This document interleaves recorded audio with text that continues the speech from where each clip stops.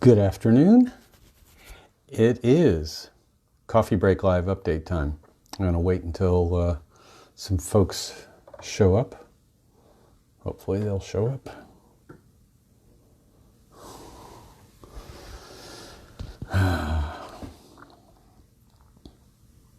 Pull up some research here. Interesting stuff. Somebody else is here. Welcome. Just getting started. No worries.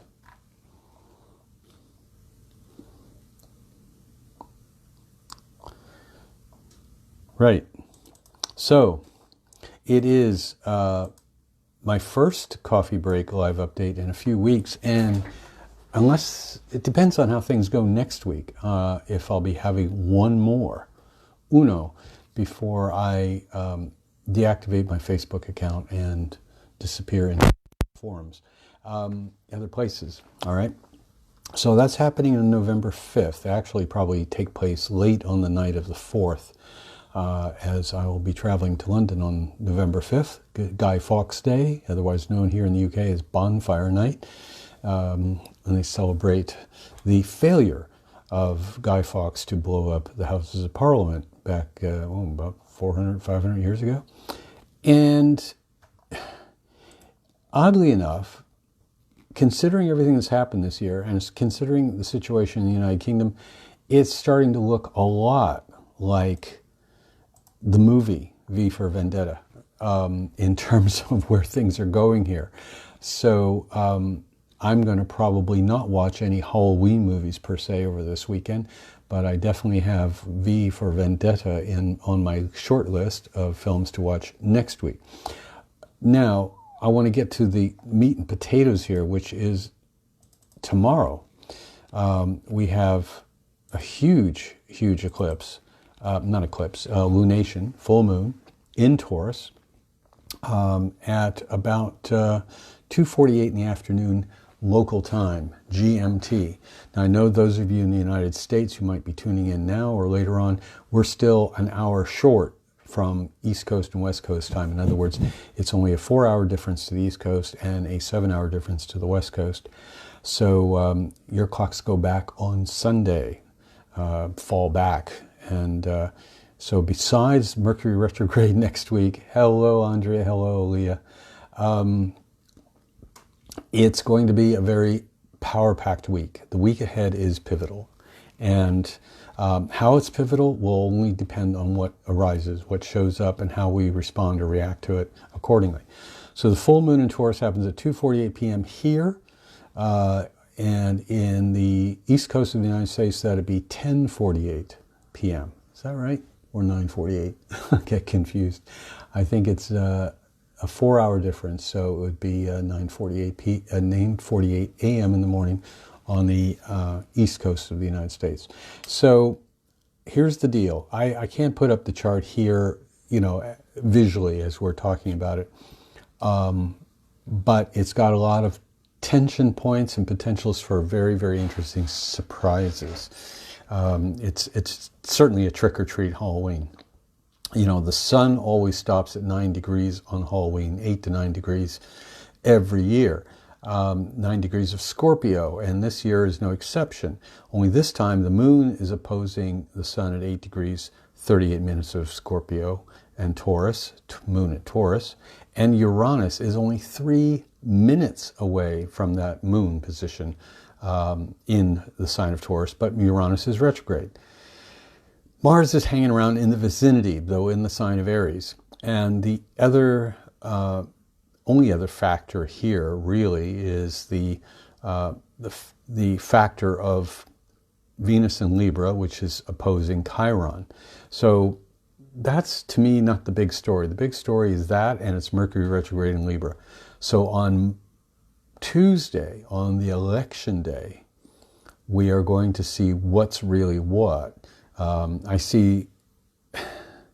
I've had some conversations with some astrologers back in the States on the lowdown by email, and they are all saying, as American astrologers, that they have a good sense that under these types of full moons and under the Mercury retrograde stationing to go direct on election day, there could be a protracted fight for the outcome. Could end up in the Supreme Court again like it did in 2000 between Al Gore and George W. Bush. I'm not saying that's exactly what's going to happen. They could be wrong. I could be wrong.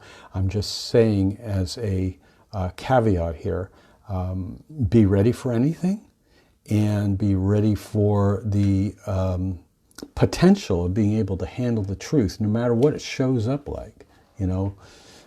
Can we handle the truth? And that is inferring to things beyond November 5th, beyond the election. What will arise, what will come out between this full moon and the Mars turning direct on the 14th of November and Mercury, Mercury back at the same degree as it was in Scorpio before it turned retrograde. So we have a real strong lineup of things. If everybody thought it was going to get quiet up to Christmas, it's a process, and trusting the process is difficult, especially when there's this much pressure.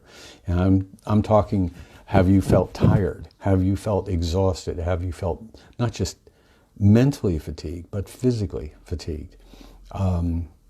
This is definitely a feeling of waking up in the morning and maybe not feeling rested, or finding yourself struggling to get energy in certain ways.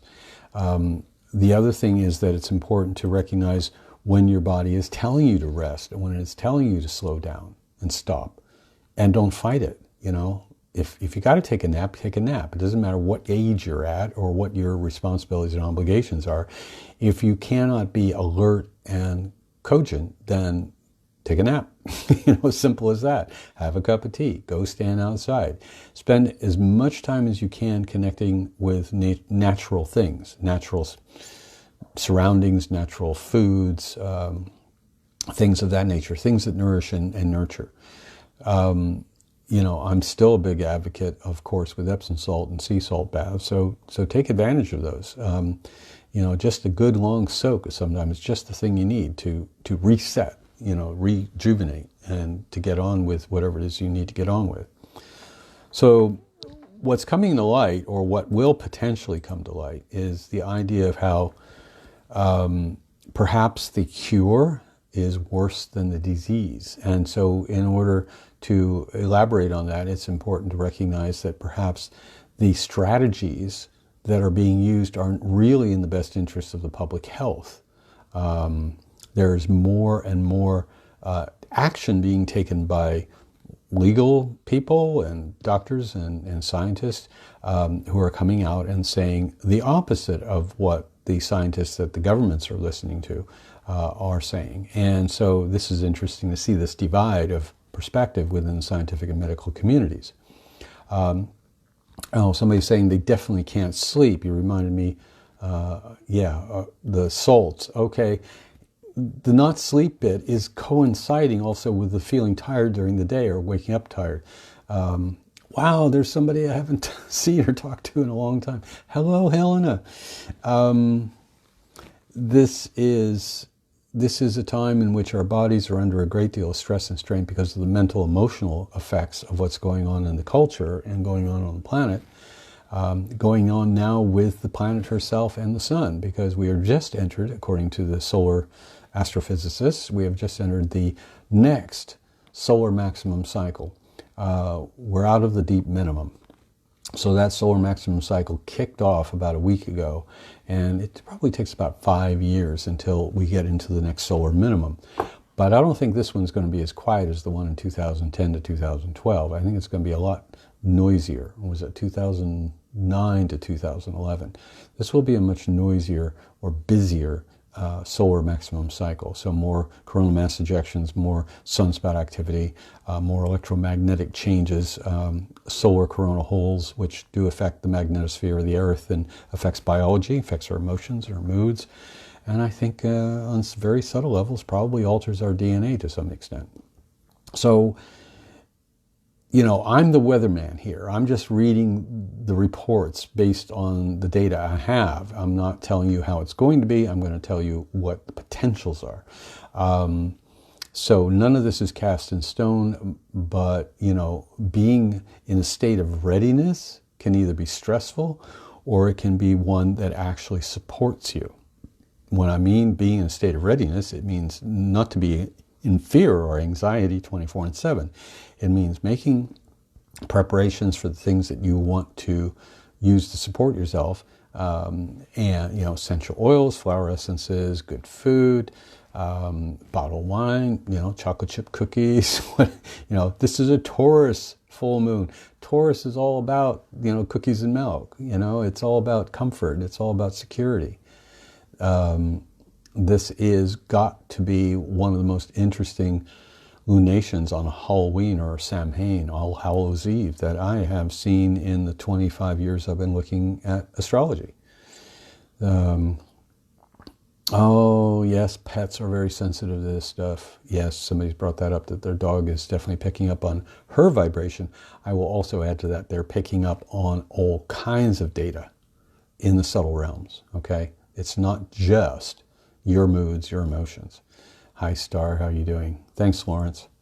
So what we got with this chart is a very interesting combination. Saturn, Pluto, and Jupiter are right close to each other again in that intense Capricornian stellium. And Mars is sort of waiting in the wings. Mars is going to go direct 14th, 15th of November and start barreling through, Aries, the rest of Aries, between now and January 12th, is it? January 9th of next year. So we get all of this stuff going right now. Eggs cracking, floors cracking, the crust of the earth cracking. Major earthquake occurred between Turkey and Greece about 11 o'clock this morning, 7.0 on the Richter scale.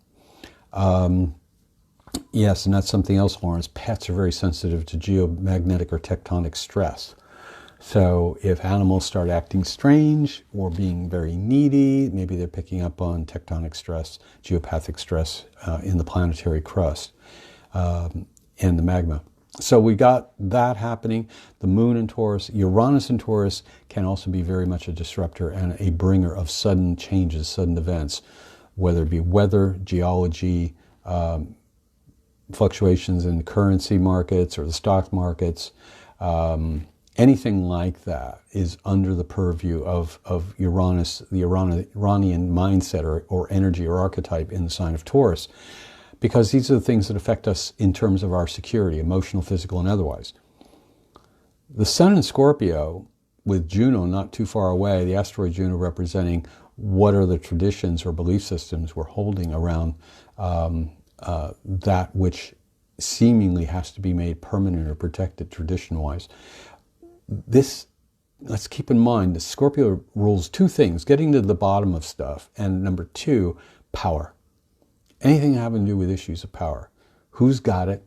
Who wants it? How is it being utilized? How is it being wielded?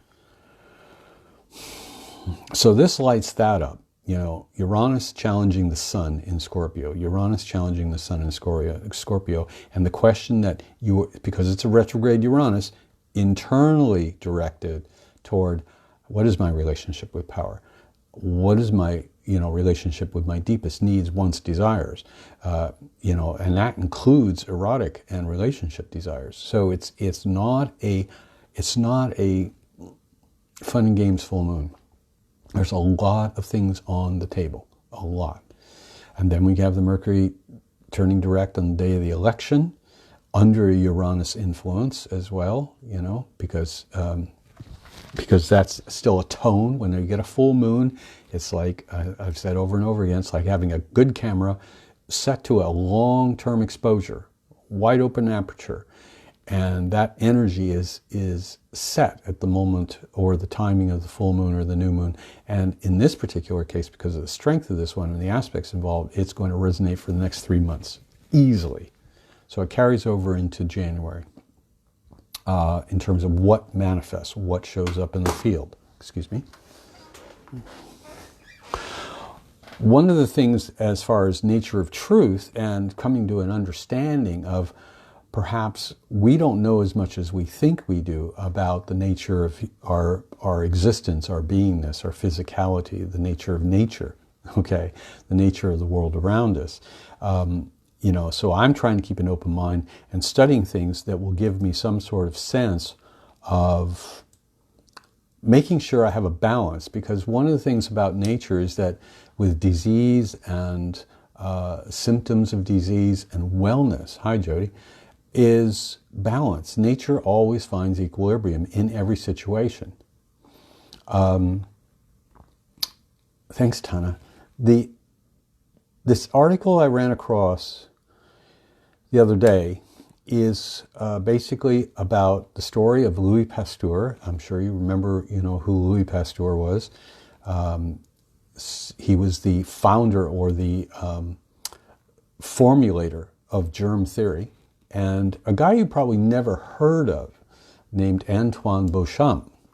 Now, the thing that's interesting about this dialogue or this investigation, which is very factually based on the lives of both men and their philosophies and the research surrounding them at the turn of the previous century, going back to the early 1900s, is that Pasteur, developing the theories that he had around microorganisms and germs, and you'll see how this plays into the astrology, is basically feeling that microbes are everything, you know, and they cause things to happen in our biology through bypassing the immune system or through infection of some kind, et cetera, et cetera.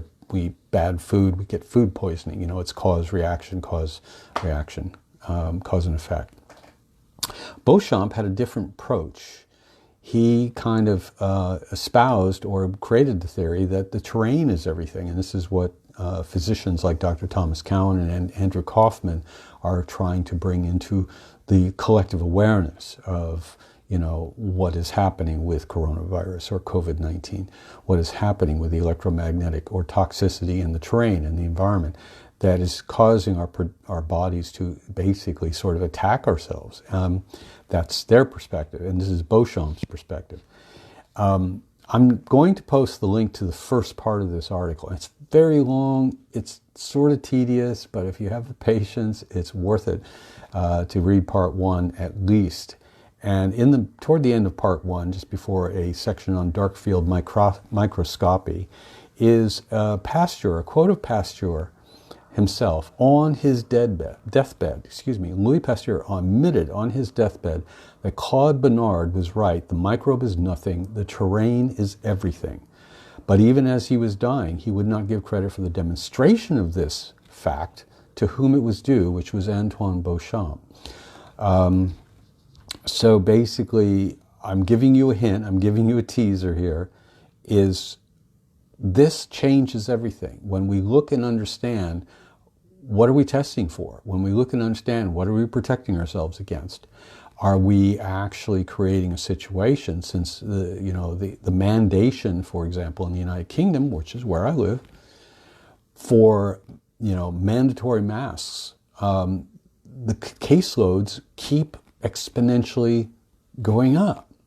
It hasn't had any effect, and yet there's just more and more lockdowns, more and more, what they call not fire drills, fire breaks, where they're basically kicking in these different levels of control or lockdowns in order to try to stop this thing, which is like seeming like a runaway train.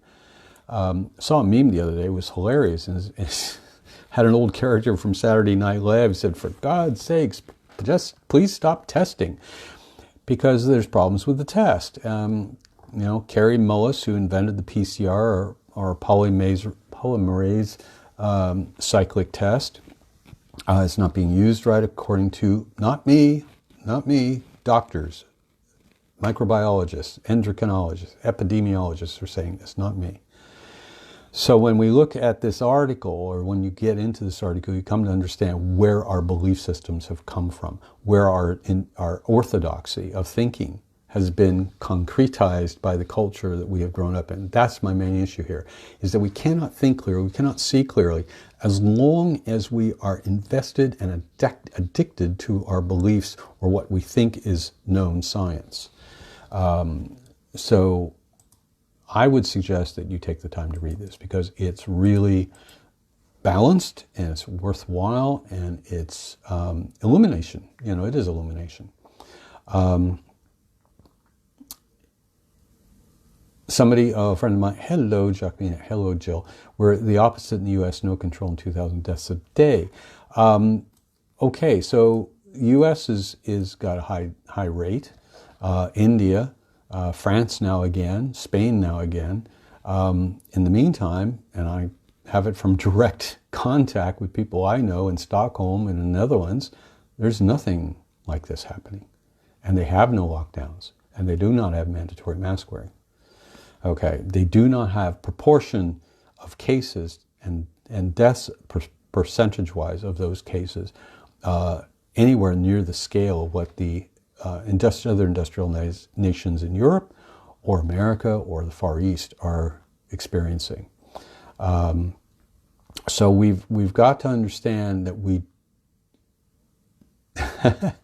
that we need to remember the famous words of Werner Ehrling with regards to anything.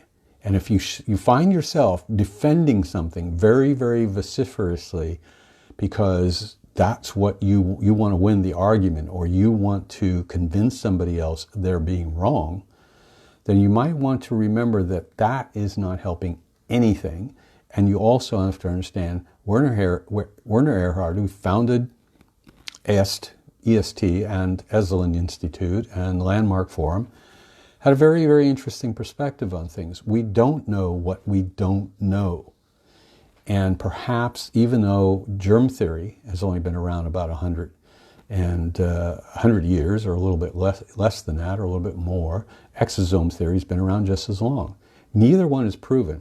The one thing that was a real eye-opener is somebody did a Freedom of Information request of the UK government and its medical body, requesting proof that the coronavirus, or the SARS-2 virus, COVID SARS-2, had been isolated. It has never been isolated. They came back, the Freedom of Information request came back from our own government here saying, no, this hasn't been done. It hasn't been done. There is no definitive proof of the isolation of coronavirus, SARS coronavirus-2.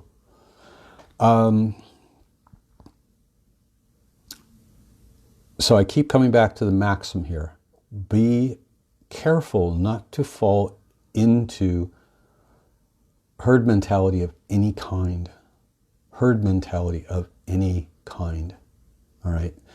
That is where we go off the rails and we start believing what bears no reflection of the actual truth. So, you know, somebody once said a long time ago, opinions are like backsides. You know, everyone's got one, and I won't finish the rest of it.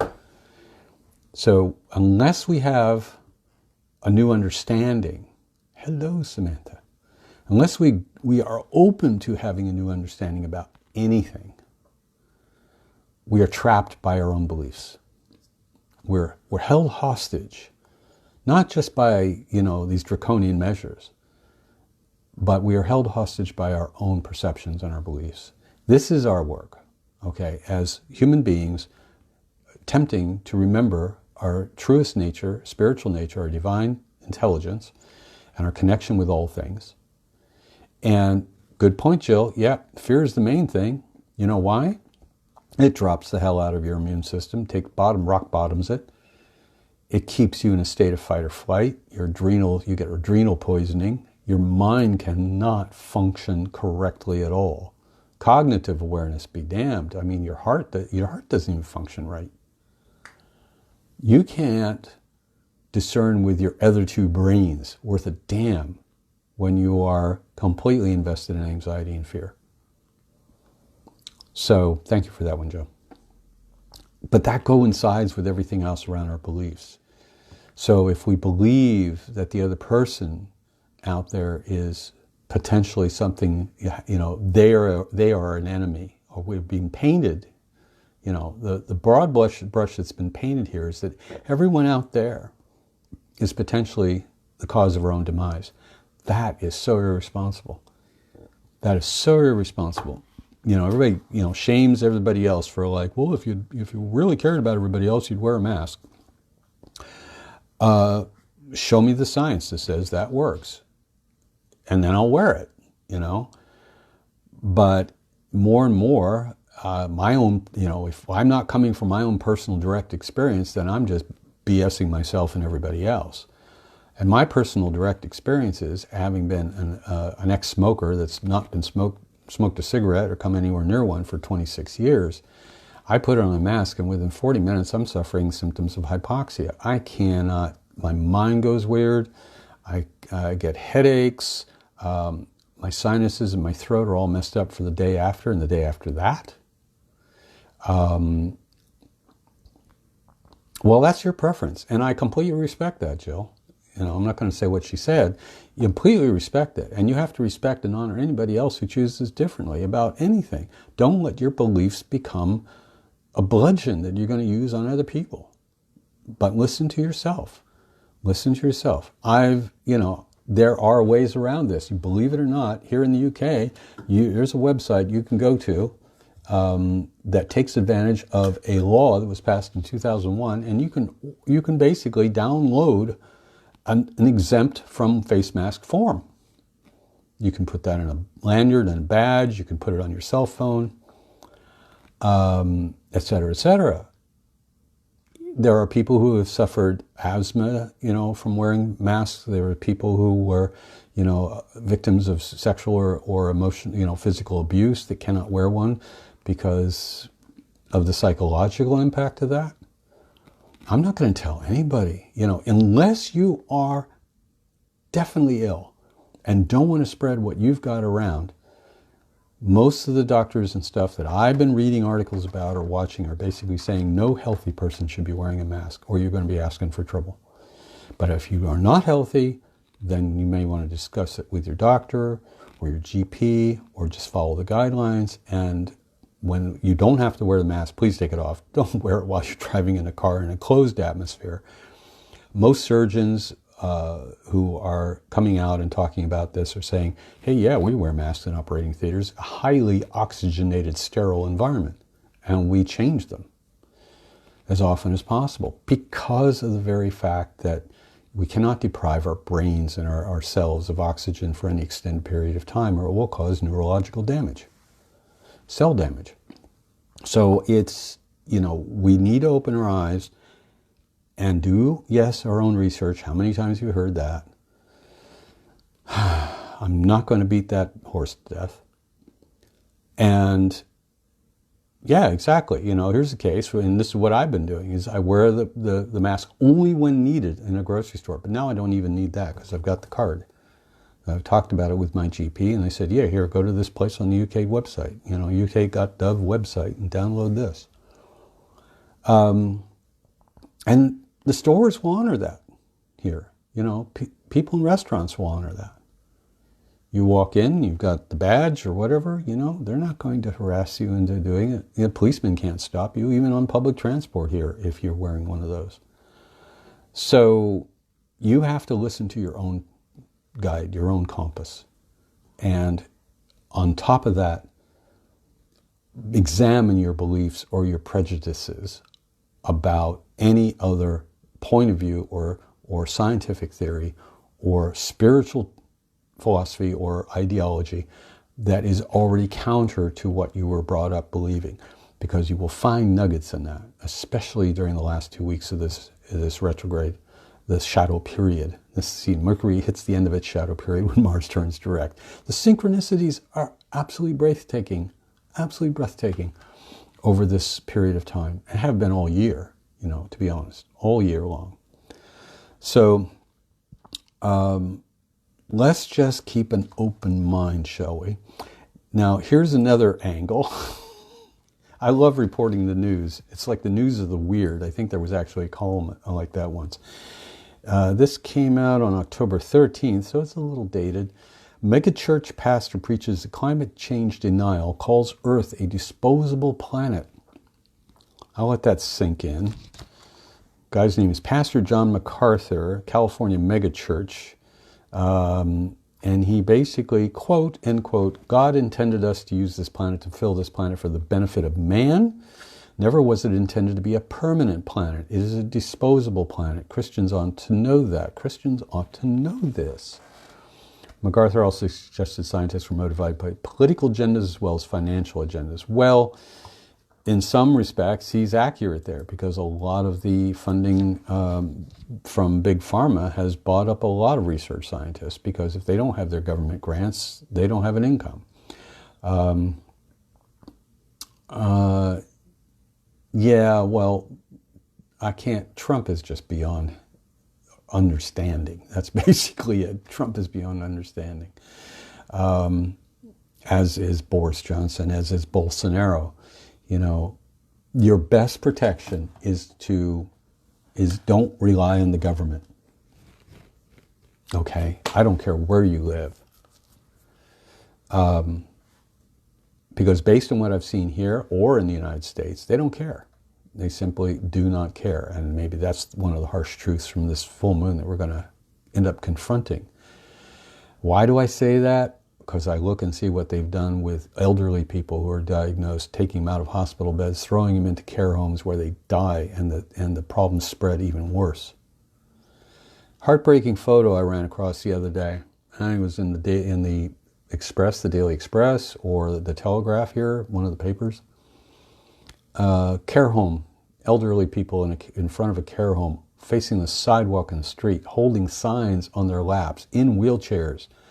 The one lady who was closest in the photograph was holding a sign that said, "I'd rather die of coronavirus than to die of loneliness." They're not allowing families to get in and see their elderly relatives. They're not being allowed, as they were not being allowed in Italy, Ireland, and other places, to attend funerals or wakes of those who have deceased. This is not okay, all right? Stop buying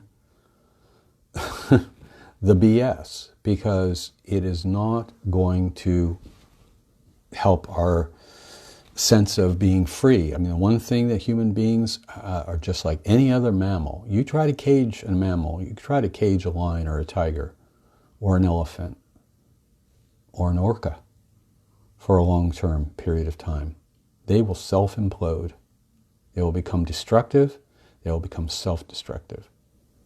This is not a solution. This is my observation. I'm not making a judgment call here on the government or anybody else. You have inalienable rights. And they're not even rights. They're just conditions of existence on a universal scale. So, any government, I'm going to state this once and let it be done, let it be heard.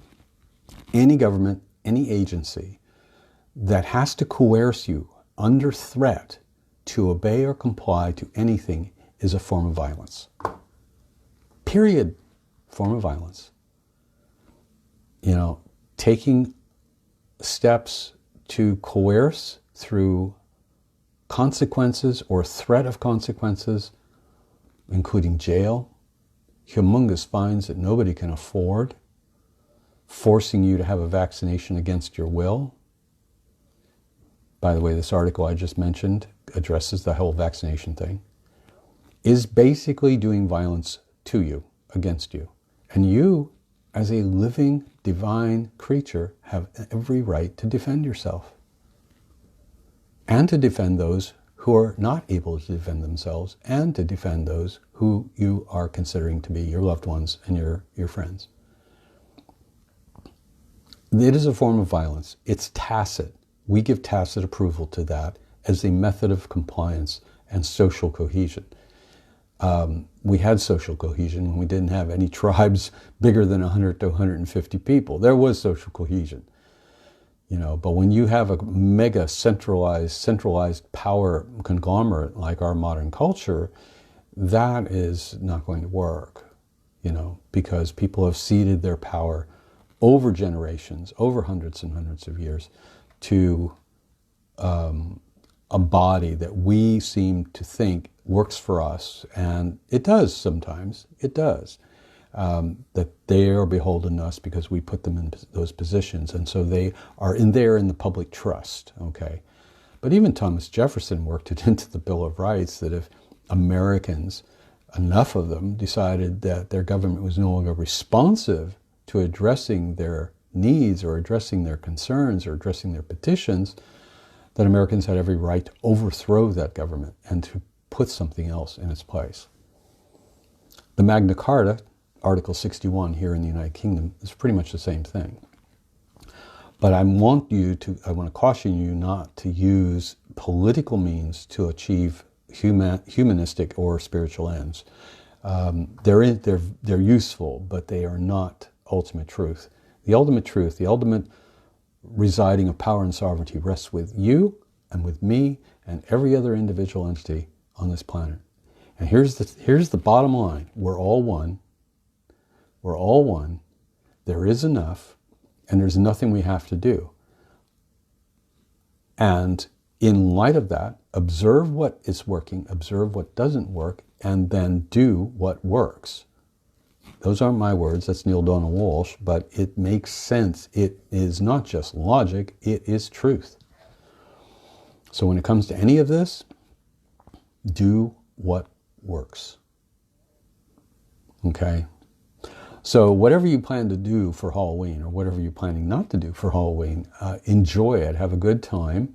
I'm still offering my transit readings for those who are seeking personal alignment with whatever it is their soul wants them to be aware of, and to work, through those things over the coming months, and kind of get a peek down the road and see what trends you're going to want to encounter that are coming from your own consciousness, basically. So transit readings are very useful, especially if you get actual useful tools or strategies to work with that information, that intelligence, so that you can make better choices and take advantage of certain opportunities and avoid pitfalls that you would otherwise maybe run into. So my job is to keep people out of falling through manhole covers. That's basically it. So I've got that on sale right now on my website. So I'll post that on the website, that website link in the comments. I'll post this article on Antoine Beauchamp and Louis Pasteur in the comments, and I would love to hear from you guys. Now I'm going to post another link to joining up for my newsletter subscription, because once I leave, oh, I love that. There's the Katniss Everdeen salute. I'm getting that one. I have arrived. Thank you very much. That when you see that, if you want to stay in touch, find out what platforms are on, subscribe to my mailing list, get on my RSS feed, get apprised of, when I start throwing out the podcasts, the videos, the courses, and so forth. Please do consider joining on my mailing list. And then you can, stay in the loop here, because I will be on other platforms. So November 5th is the adios goodbye for me on Facebook. Whether it's forever or for the foreseeable future, whatever the case may be, I'm not going to be here.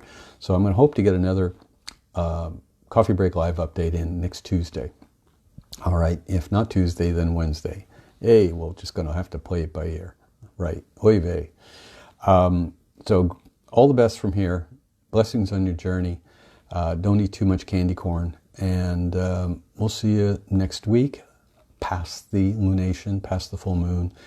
And, I may actually have to do this Monday just before the election. Maybe I'll do it on the election. We'll see. Okay. All right. Take care. Love you all. Thank you for tuning in. Appreciate it very much. Bye for now.